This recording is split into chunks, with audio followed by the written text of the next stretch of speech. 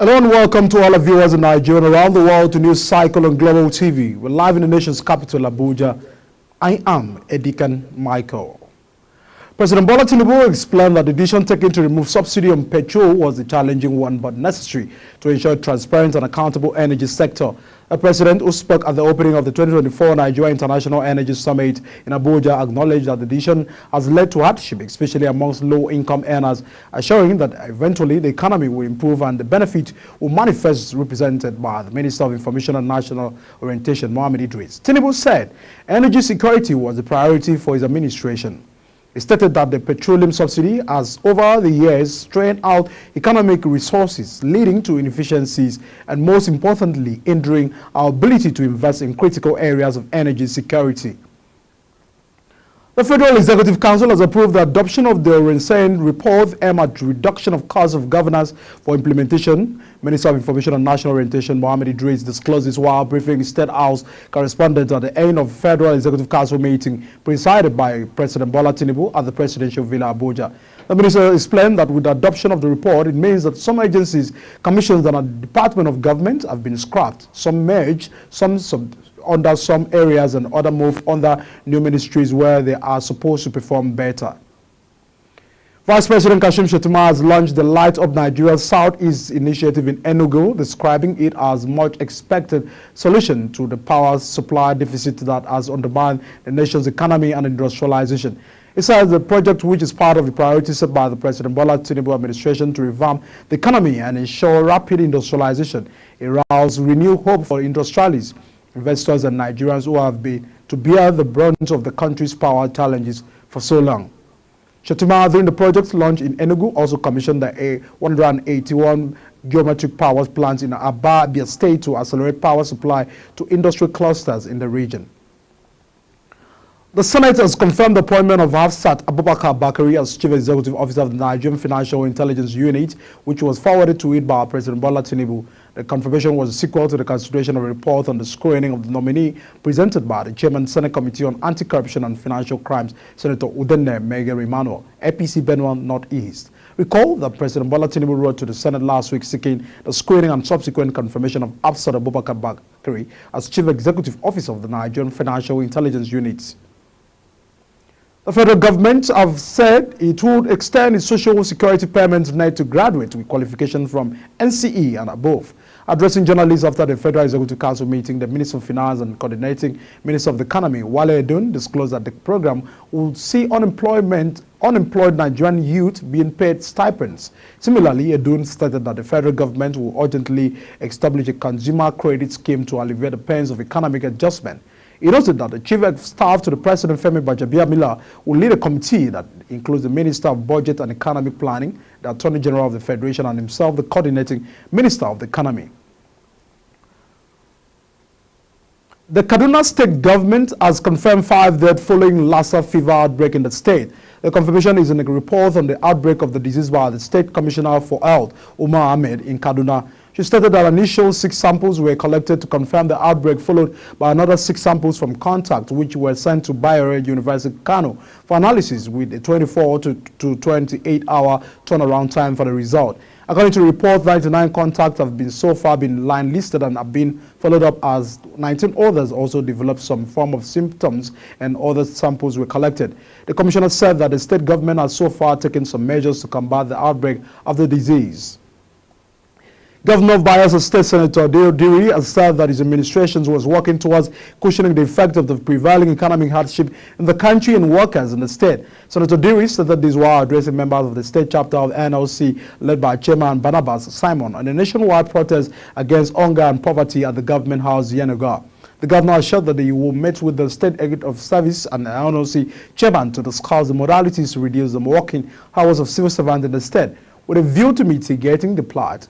While commending the NLC for peaceful carrying out the protest, he equally applauded the security agencies for allowing the protest to hold, as it was a national directive to all Nigerian workers. The Nigerian Labour Congress and other related unions have commenced their protests in Abuja over the high cost of living, inflation, insecurity and hardship in the country.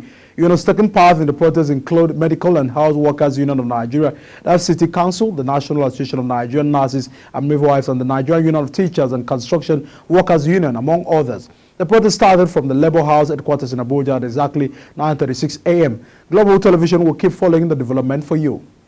Now, members of the NLC and others in the Federal Capital Territory have insisted that the two-day protest by members of the union and some Nigerians is aimed at drawing government attention to the economic hardship in the country and not for clamor for a review of the minimum wage for Nigerian workers. Our correspondent, Deacon Michael, will follow the reporters now present his report.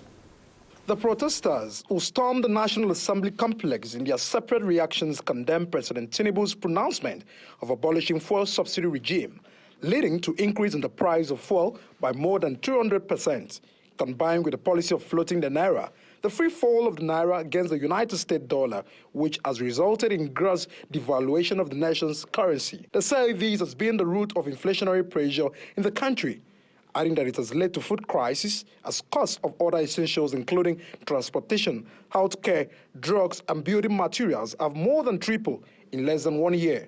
The state of the nation, everybody can feel it. Everybody can feel it and everyone can see it. Look at the situation we find ourselves now. If you go to the market, there's no segregation market for different individuals. You are for the government or you are against the government policy. We are going to the general market. But as it stands now, every one of us can feel it. A bag of rice is costing about 75,000 naira. Cement of bag that cost about 5,500. Just recently, about 3 weeks ago, it's now costing about 10,000 naira. And just yesterday, a carton of Indomie that children take to school is about 17,000 naira. And you can see it for yourself. The hike in price, the state of the nation, everyone is tense, you know. So basically, what NLC just came out to do is just to show to the authority that people are really not, enjoying the situation. They find themselves in the country now, and things is very high, on the high side. We are protesting for hunger is too much. School fees, bandering, everything. Nigeria is scattered, Nigeria balance, no balance. And we need solidarity in Nigeria. Look at it. This protest is a protest that we have achieved a lot as Nigerian Labour Congress. I was there, the first one that we came to National Assembly. They denied us entering, and today there was no any other alternative than to allow us to come in. And we have handed over the letter to the Nigerian Senate, National Assembly, for onward transmission to Mr. President, that there is hunger in the land, and everybody must rise up to the occasion. We want Nigerians to feel at home. The dividend of democracy should be felt at the grassroots, not just in Abuja, but the 36 states of the Federation, including FCT. The presence of the government should be felt.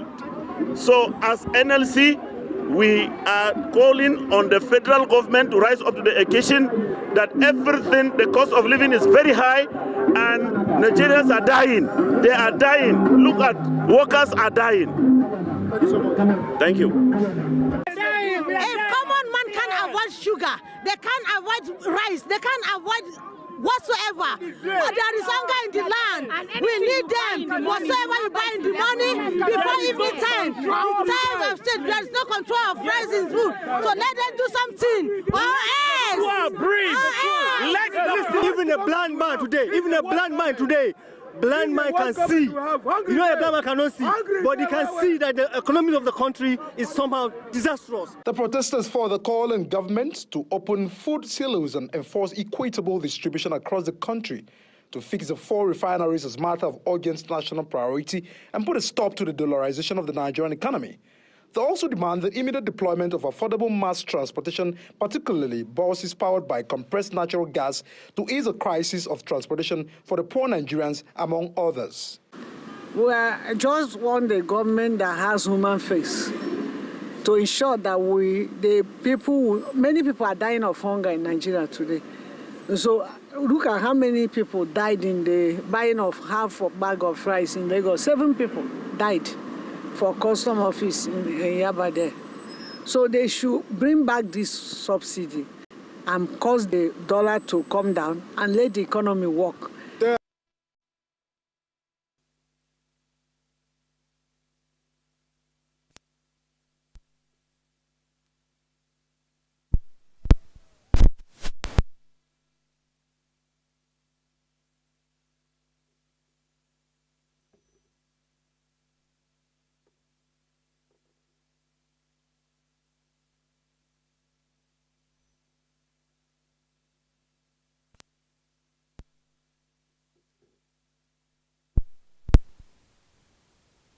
converge. Vehicular movement was grounded along Asobo Government Road. Erasmus Epang, the Cross River Commissioner for Information, says the proposed construction of Lagos Calabar Coastal Superhighway will boost tourism and agriculture in the state. The commissioner, who spoke in an interview in Calabar, says that the Coastal Superhighway was long overdue. President Tinubu had on Monday at the Federal Executive Council meeting approved the construction of the coastal road. According to Ekbang, the road, when completed, will improve the economy of Cross River and other states within the corridor of the coastal road. The Kano Zonal Command of the Kano MIGS and Financial Crimes Commissions has apprehended 11 suspects for engaging in currency racketeering in Kano State. The suspects were taken into custody following an intelligence-driven investigation that exposed a syndicate operating in the proximity to the Central Bank of Nigeria branch along Lagos Street in Kano Metropolis. The EFCC, in an official statement posted on its verified X handle, disclosed that apprehended individuals were allegedly involved in the illicit sale of new Naira note for commercial purposes. The National Drug Law Enforcement Agencies have intercepted the largest Aryan consignment at the Murtala Mohammed International Airport, Ikeja, Lagos State. The chairman of NDLE, Buba Mawa, disclosed this while briefing journalists in Lagos. The agency also arrested members of an organized criminal organization that specializes in trafficking Iran across Nigeria, South Africa, Mozambique, Europe, and America in an operation leading to the seizure of the consignment with weight 51.90 kg on February 12, 2024. The NDLA boss said the consignment was concealed in 15 cartons of 2,300 watt metal cutting machines. He noted that there was a parallel between the seizures and the September 18, 2022 seizure of 2,139.5 kg cocaine in warehouse in the Ikorodu area of the state, which was described as the biggest singular cocaine seizures in the history of NDLA. According to him, 4 cartel members linked to the recent seizure were arrested in a follow-up operation conducted by NDLA operatives. The Nigeria Security and Civil Defense Corps says it has deployed a special intelligence team to monitor and stop illegal movement and holding of food commodities in Katsina State. The NCDC Commander Jibilu disclosed this in Katsina. He disclosed while receiving Jibril Tazurin, chairman of the committee set up by the state government to monitor the prices and movement of grains in the state. Earlier, Tazurin, who also was the chief of staff to the governor, commended the NCDC on their effort across the state. He revealed that the task force was established to monitor the prices of foodstuff, address hoarding of grains, movement of food commodities, and any act that will lead to price hike. The Nigerian Customs Service have announced the suspension of the sale of foodstuff following a stampede that reportedly killed 7 persons at the NCA's old zonal headquarters in the Yaba area of Lagos State. The Chief Superintendent of Customs and National Public Relations Officer for Comptroller General of Customs, Abdullahi Marwida, in a statement disclosed the suspension of the size. Nigeria Customs had said it was selling size food items at 10,000 per 25 kg to alleviate the people suffering as a result of the current high cost of living and other economic hardship. On Friday, a pregnant woman and 6 others reportedly died in a stampede after some suspected hoodlums attempted to force their way into the Yaba Customs Office compound. Now, the Nigerian police force has deployed anti-riot operatives in strategic locations ahead of its nationwide protest declared by the Nigerian Labour Congress over the economic crunch in the country. A force spokesman, Oloyi Adeyoris, explained that the police men have been placed on red alert. The presidency and the police authorities had also warned the NLC against carrying out the protest, which was stomped down by the Trade Union Congress and 65 civil society groups. But the NLC president, Joe Ajero, insisted that the demonstration will go on as planned, hinging its decisions on the economic situation and hardship in the country. You're now watching this cycle coming to you live from Nigeria's capital, Abuja, with Star Times Channel 2 services. Kindly follow us on all social media platforms using our Global TV engine and other handles now shown on the screen. When news cycle returns, Central Bank of Nigeria raises interest rate to 22.75%. These and other stories coming right after this break. Just stay with us.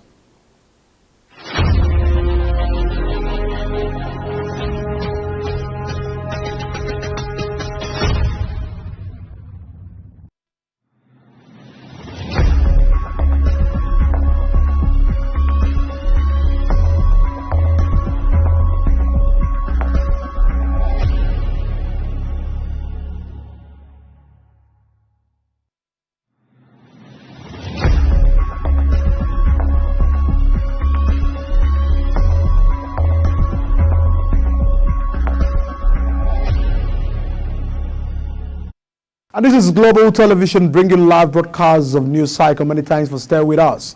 On the foreign scene, 6 months after bringing the curtain down on the 55-year-old Bango dynasty, Gabon's military leader remains popular despite criticism of authoritarian governance that is slow to fulfill promises. Many Gabonese rejoiced when Ali Bongo was overthrown in a bloodless coup on August 30th, an hour after being proclaimed the winner of the presidential election, which the army and opposition declared fraudulent. Coup leader General Brice Oligui Nguema 48 was swiftly sworn in as traditional president of the oil-rich Central African nation, promising a return of the civilian rule with election. Polls have since been set for August 2025 under the timetable that first foresees national dialogue scheduled for April this year that will be made up of all the country's vital actors. French President Emmanuel Macron has said it is key for Europe's security to defeat Russia and Ukraine amid urgent pleas for more weapons from Kiev. He was speaking in Paris when he said that European leaders had agreed to set up a coalition to give Ukraine medium and long-range missiles and bombs. He added that there was no consensus on sending Western troops to Ukraine, but nothing should be excluded. Russian troops met recent gains in Ukraine, which faces big arms shortages. It's actually critical dependence on modern autonomy supplies from its Western allies, particularly the United States, to be able to continue fighting Russia, a much bigger military force with an abundance of artillery ammunition.